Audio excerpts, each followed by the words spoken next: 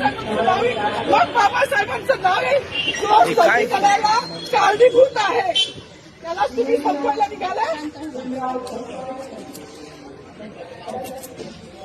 पालकमंत्र्यांची फार मोठी चूक आहे मॅडम, मी माफी मागणार नाही, पण पालकमंत्र्यांची त्यांची ही चूक पत्रात घ्यावी. नाही आता राहू दे, जसं आहे तसंच राहू दे.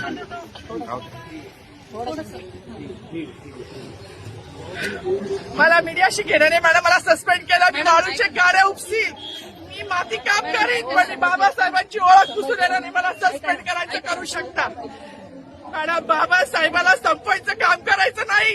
26 जानेवारी 15 ऑगस्ट मध्ये मी नाही मानत, पण लोकशाही मॅडम तुम्ही सुद्धा संविधानामुळे आहात. पालकमंत्री सुद्धा पालकमंत्री संविधानामुळे आहे. कोणताही जातीभेद नाही, सगळी समानता त्यांनी दिली आहे.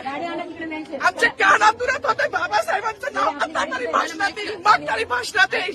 ज्या लोक संविधानाला लोकशाहीला कारणीभूत आहे त्यांची नावं वारंवार घेतली गेली, मग जो संविधानाला कारणीभूत आहे तो प्रजासत्ताक दिनाचा जो मानकरी आहे त्याचं नाव भाषणात का नाही?